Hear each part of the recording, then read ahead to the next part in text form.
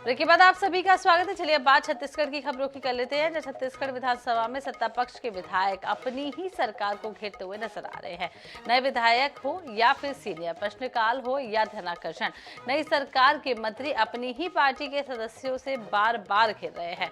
आखिर अपनी ही सरकार पर क्यों फूट रहा है गुस्सा, देखिए इस रिपोर्ट में। छत्तीसगढ़ विधानसभा के बजट सत्र की शुरुआत के साथ ही सत्ता पक्ष सदन में अपने ही विधायकों के तीखे तेवर से जूझ रहा है। प्रश्नकाल से लेकर ध्यान आकर्षण तक एक के बाद एक कई वरिष्ठ विधायक सरकार से तीखे सवाल करते और अपनी ही सरकार को घेरते नजर आ रहे हैं। मंगलवार को भी विधानसभा में ऐसा ही नजारा देखने को मिला, जब प्रश्नकाल के दौरान वरिष्ठ विधायक धर्मलाल कौशिक ने शराब दुकानों और क्लबों के देर रात तक खुले रहने का मुद्दा उठाया। इसी तरह ध्यान आकर्षण के दौरान जशपुर जिले में पुलिया निर्माण को लेकर वरिष्ठ विधायक अजय चंद्राकर उप मुख्यमंत्री अरुण साव को घेरते नजर आए। चंद्राकर ने सदन में यह भी कह दिया कि अगर सही तरीके से जवाब नहीं मिल रहा तो सवाल करने का क्या मतलब। इससे पहले भी अजय चंद्राकर, राजेश मूणत, धर्मलाल कौशिक, सुशांत शुक्ला, रिकेश सेन समेत सत्ता पक्ष के कई विधायक अपनी ही सरकार को घेरते नजर आए थे। कांग्रेस का कहना है बीजेपी के नए विधायकों के मंत्री बनने से बीजेपी के वरिष्ठ विधायक परेशान हैं।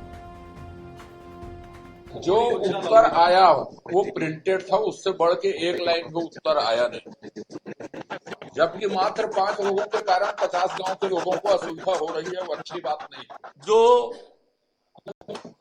जमीन पर वास्तविकता है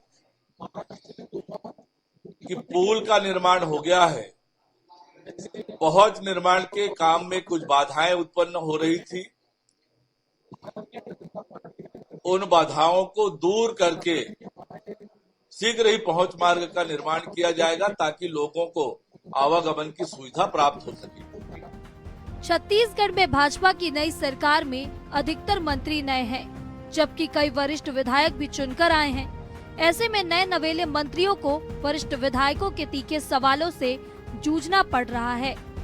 वरिष्ठ विधायक सदन में अपने परफॉर्मेंस के माध्यम से मंत्री के एक रिक्त पड़े पद पर भी दावेदारी करते नजर आ रहे हैं। ऐसे में भाजपा के रणनीतिकारों के लिए फ्लोर मैनेजमेंट एक बड़ी चुनौती भी बनी हुई है। रायपुर से NH 24/7 के लिए गौरव शर्मा की रिपोर्ट। इधर छत्तीसगढ़ में एक बार फिर से क्वांटिफाइबल डाटा आयोग की रिपोर्ट का मुद्दा गूंजा है। जी हां, भाजपा विधायक अजय चंद्राकर ने क्वांटिफाइबल डाटा आयोग का मुद्दा एक बार फिर से उठा दिया है और इस पर मुख्यमंत्री विष्णुदेव साय ने जवाब भी दिया है। डाटा आयोग की रिपोर्ट सार्वजनिक करने को लेकर विचार किया जा रहा है। देखिए पूरी रिपोर्ट। छत्तीसगढ़ विधानसभा में प्रश्नकाल के दौरान क्वांटिफाइबल डाटा आयोग का मामला उठा। बीजेपी विधायक अजय चंद्राकर ने ये मामला उठाया। उन्होंने पूछा कि क्या क्वांटिफाइबल डाटा आयोग की रिपोर्ट सार्वजनिक होगी। इस पर मुख्यमंत्री विष्णुदेव साय ने कहा कि आयोग की रिपोर्ट सार्वजनिक करने पर विचार किया जाएगा। उन्होंने बताया कि पिछली सरकार ने ओबीसी की जनसंख्या और आर्थिक स्थिति की जानकारी के लिए आयोग का गठन किया था। पिछली सरकार ने आयोग का कार्यकाल 10 बार बढ़ाया था। अब तक रिपोर्ट सार्वजनिक न होने पर भाजपा विधायक ने सवाल लगाया था। इस पर मुख्यमंत्री ने घोषणा की है कि डाटा को सार्वजनिक किया जाएगा। प्रदेश की जनता को ये जानने का अधिकार है कि क्वांटिफाइबल डाटा की वास्तविक स्थिति क्या है। यह कोई राजनीति का विषय नहीं है, ये भूपेश बघेल का डाटा करप्शन है, जिस पर कांग्रेस विधायक रामकुमार यादव ने आरक्षण को लेकर भाजपा पर राजनीति करने का आरोप लगाया है। इस आधार पर उन्होंने 2 विधेयक लाए, आरक्षण संबंधी और प्रवेश शैक्षणिक संस्थाओं में प्रवेश संबंधी। किस डाटा का कैसे उपयोग किया गया उसको कोई नहीं जानता सिवाय भूपेश बघेल जी को छोड़कर। और इसलिए मैंने आज बहुत संक्षिप्त प्रश्न किया था कि आप क्या उन डाटा को सार्वजनिक कराएंगे क्या। तो माननीय मुख्यमंत्री जी ने कहा है कि हम उसको देखते हैं, जल्दी निर्णय लेंगे। माननीय अध्यक्ष महोदय, क्वांटिफाइबल डाटा आयोग ने निष्कर्ष दिया है और माननीय सदस्य वो जो आग्रह है उस पर विचार करें। भारतीय जनता पार्टी हमेशा से आरक्षण विरोधी है। भाई जोन भी अगर कोई चाहे पहली सरकार हो चाहे अगली सरकार हो, अगर कोई डाटा आपको अगर दे रहे हैं और अगर डाटा सही है, छत्तीसगढ़ के हित में है, इस हित के लिए तो आपको यहाँ पर बैठाया गया है, तो उसमें काम ना करके दुनिया भर के गोलमोल जवाब देते हैं। छत्तीसगढ़ में क्वांटिफाइबल डाटा आयोग की रिपोर्ट को लेकर लगातार राजनीति होती रही है। इसी रिपोर्ट के आधार पर पूर्ववर्ती सरकार ने आरक्षण का नया विधेयक भी पारित किया था, लेकिन आज तक यह विधेयक राजभवन में लंबित है। ऐसे में भविष्य में क्वांटिफाइबल डाटा आयोग की रिपोर्ट सार्वजनिक होगी या नहीं, यह देखना दिलचस्प होगा। रायपुर से INH 24/7 के लिए गौरव शर्मा की रिपोर्ट। इधर छत्तीसगढ़ के पूर्व विधायक प्रकाश नायक को कांग्रेस ने कारण बताओ नोटिस जारी कर दिया है और 3 दिन में जवाब भी मांगा है। दरअसल 8 फरवरी को रंगार पाली में राहुल गांधी की सभा में प्रकाश नायक ने VIP गेट से एंट्री न मिलने पर जमकर बवाल कर दिया। उन्होंने VIP गेट पर ही बैठक कर धरना प्रदर्शन करना शुरू कर दिया, जिसके बाद उन्हें एंट्री दे दी गई। घटना का वीडियो अब सोशल मीडिया पर वायरल हो गया। मामले को संज्ञान में लेकर PCC ने पूर्व विधायक को नोटिस जारी कर दिया और स्पष्टीकरण मांगा है। हालांकि इस मामले में जिला कांग्रेस कमेटी अध्यक्ष का कहना है कि पूर्व विधायक के साथ पुलिस कर्मियों ने धक्का मुक्की की थी और वो गिर भी गए थे, लेकिन भाजपा ने ये प्रचारित किया था कि वो धरने पर बैठ गए। PCC ने स्पष्टीकरण के लिए नोटिस जारी किया है। स्पष्टीकरण जानना पार्टी का अधिकार है। राहुल गांधी जी की जब छत्तीसगढ़ में न्याय यात्रा प्रवेश की तो एक आम सभा रेंगाल पाली में हुई और जिसमें माननीय विधायक जी का नाम होने के बावजूद भी पुलिस ने उसको घुसने नहीं दिया, हुज्जतबाजी की और एक प्रकार से उनको धक्का दिया, तो उसमें वो गिर गए और उसको भारतीय जनता पार्टी और अन्य माध्यमों से ये प्रचारित किया गया कि वो धरने में बैठ गए। ऐसी कोई बात नहीं थी, वो गिर गए थे। और लेकिन PCC ने उनको एक स्पष्टीकरण, नोटिस नहीं स्पष्टीकरण के लिए का आदेश जारी किया है कि उस घटना को लेकर आपका क्या पक्ष है। तो कांग्रेस पार्टी उनसे उनका पक्ष जानना चाहती है और संतुष्ट होने पर वो कार्रवाई समाप्त हो जाएगी। बाकी बड़े नेताओं की बात है, निश्चित तौर पर स्पष्टीकरण जानना पार्टी का अधिकार है। इधर छत्तीसगढ़ विधानसभा में बजट सत्र के 7वें दिन शराब और अपराध का मुद्दा सदन में काफी ज्यादा गूंजा। जी हां, प्रश्नकाल के दौरान पूर्व विधानसभा अध्यक्ष धर्मलाल कौशिक ने शराब और अपराध का मुद्दा उठाया और धर्मलाल कौशिक ने बीते दिनों VIP रोड पर स्थित एक क्लब में गोली चलने की घटना का भी जिक्र किया। सदन में वरिष्ठ विधायक धर्मलाल कौशिक अपनी ही सरकार को घेरते हुए नजर आए।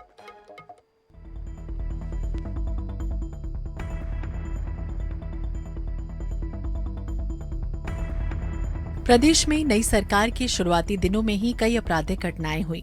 इस पर अंकुश के लिए गृह विभाग की लगातार बैठकें की गई। ताजा घटनाओं को लेकर राजनीतिक गलियारों में बयानबाजी तेज हो गई। विधानसभा में बजट सत्र में शराब और अपराध का मामला गूंजा। पूर्व विधानसभा अध्यक्ष और वरिष्ठ विधायक धर्मलाल कौशिक ने शराब दुकानों और बार के समय अवधि को लेकर सवाल खड़े किए। वहीं VIP रोड के क्लब में हुए अपराध के मामले का उदाहरण देते हुए बढ़ते अपराध की घटनाओं पर सवाल खड़े किए गए। उन्होंने इन घटनाओं पर चिंता भी जताई है। कौशिक ने मुख्यमंत्री से नियम विरुद्ध काम करने वालों पर कार्रवाई का आग्रह किया कि जहां बार है उसके भी नियम है, जहां शराब दुकानें चल रही उसके भी नियम है। उसमें टाइम भी लिखा हुआ है कि कितने टाइम तक के बार में लोग रहेंगे और कितने टाइम तक के आपके शराब दुकानें खुली रहेंगे। लेकिन जिस प्रकार से VIP रोड में जो लगातार घटनाएं घट रही हैं, युवा है, युवतियां हैं जो डांस कर रही हैं, रात भर बार खुली जा रही है और जिस प्रकार से उसमें गोली चलाई जा रही घटना घट रही है, ये बेहद ही चिंताजनक विषय है। कांग्रेस विधायक कुंवर सिंह निषाद ने कहा कि जिस तरह से 2 महीनों में नक्सली घटना, धर्म परिवर्तन, हत्याएं हो रही हैं, उसे जनता देख रही है। बीजेपी को घेरते हुए उन्होंने कहा कि ये सरकार केवल घटनाओं को दबाने का प्रयास कर रही है। हम सदन में प्रश्न कर बातें सामने ला रहे हैं, कड़ी जांच की मांग कर रहे हैं। लगातार आप देख रहे हैं इन 2 महीनों में कितनी घटनाएं हो रही है।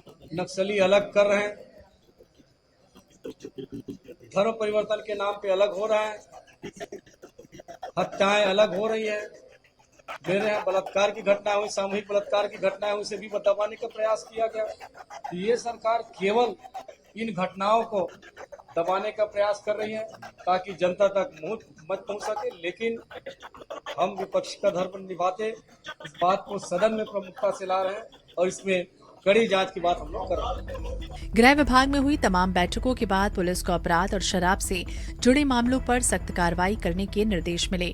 अब देखने वाली बात होगी कि आने वाले समय में अपराध पर लगाम लगती है या फिर इनकी संख्या में इजाफा होता है। INS 24/7 के लिए रायपुर से गौरव शर्मा की रिपोर्ट। इधर रायपुर तेलीबांधा के VIP रोड स्थित हाइपर क्लब में गुंडागर्दी और गोली चलने के बाद पुलिस ने अब क्लब को ही बंद कर दिया है। दूसरी ओर गुंडागर्दी करने वाले हिस्ट्री रोहित सिंह तोमर को सिला बदर कर दिया जाएगा और घटना के बाद रायपुर SP ने शहर के सभी होटल, क्लब और रेस्टोरेंट के संचालक की बैठक लेकर नई गाइडलाइन जारी कर दी है। अब देर रात तक क्लब और होटल नहीं खुलेंगे। VIP रोड तेलीबांधा में स्थित हाइपर क्लब में गोली चलने की वारदात के बाद पुलिस ने बड़ा एक्शन लिया है। पुलिस ने सभी आरोपियों को गिरफ्तार करने के साथ ही हिस्ट्री शीटर रोहित सिंह तोमर को जिला बदर करने की कार्रवाई भी जो है वो की जा रही है। वहीं क्लब में देर रात तक संचालित होने और नियमों का उल्लंघन करने के बाद पुलिस ने अब क्लब को भी यहां पर बंद करा दिया है। साथ ही आने वाले समय में राजधानी रायपुर में तमाम क्लब्स और होटल्स के लिए नई गाइडलाइन जो है वो जारी की जाएगी। कैमरामैन रिजवान कुरैशी के साथ मोहम्मद हसन, INS 24/7 रायपुर।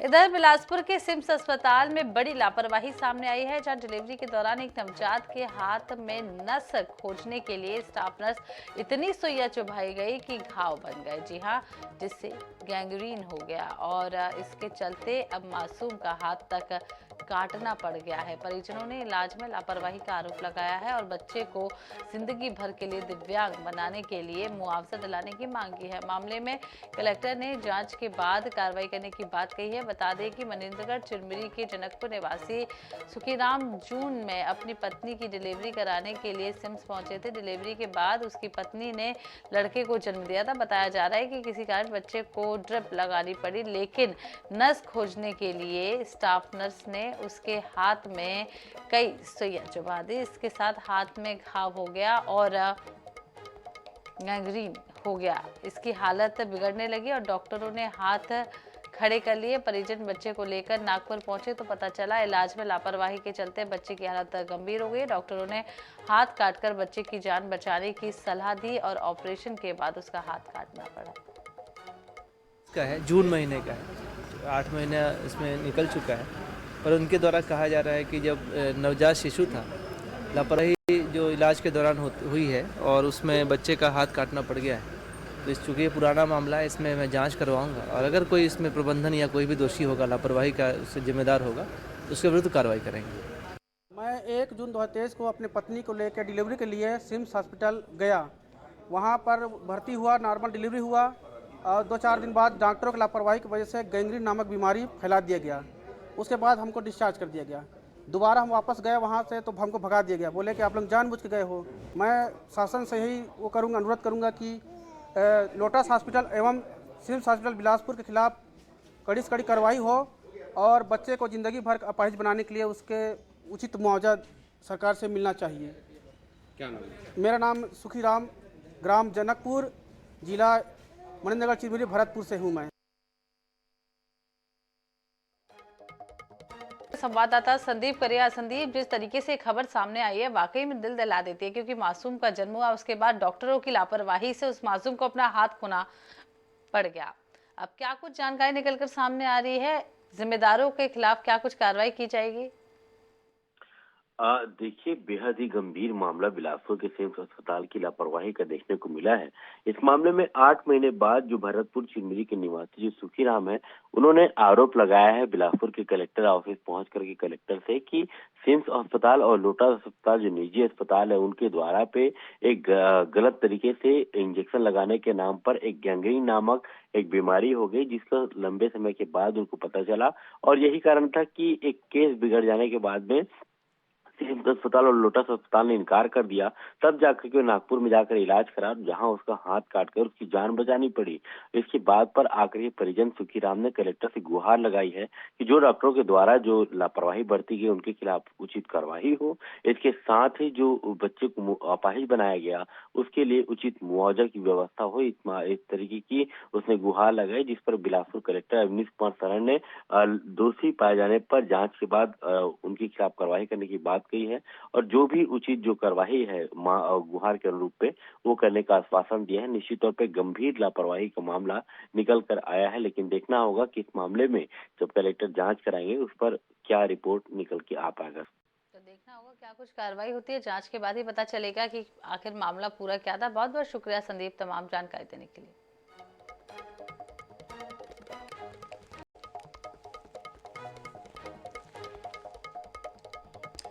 तो वहीं छत्तीसगढ़ के बहुचर्चित महादेव सट्टा ऐप के प्रमोटर सौरभ चंद्राकर और रवि उप्पल पर दुर्ग जिले के एसपी जितेंद्र शुक्ल के द्वारा शिकंजा कसने की कवायद और तेज हो गई है। दोनों के प्रत्यर्पण की कार्रवाई तेज कर दी गई है। रायपुर की अदालत ने दोनों के खिलाफ स्थायी वारंट नोटिस जारी किया है और दोनों आरोपी 12 मार्च तक कोर्ट में उपस्थित होने को कहा गया है। वहीं आपको बता दें कि रायपुर की अदालत के आदेश पर सौरभ चंद्राकर और रवि उप्पल के घर पर नोटिस चस्पा दिया गया है। वहीं एसपी जितेंद्र शुक्ला ने बताया है कि महादेव सट्टा ऐप को लेकर प्रदेश की सरकार का सख्त है और आपको बता दें कि ये भी कहा गया है कि सौरभ चंद्राकर और रवि उप्पल के खिलाफ सख्त से सख्त कार्रवाई की ओर आगे बढ़ रहे हैं। सौरभ चंद्राकर रवि उप्पल दोनों दुबई में होने की सूचना मिली है और उनको भारत लाने और अपने अपराधों में सजा दिलाने के लिए प्रत्यर्पण की जरूरत है। वहीं प्रत्यर्पण से जुड़े सभी दस्तावेजों को पूरा करने का जल्द से जल्द प्रयास किया जा रहा है।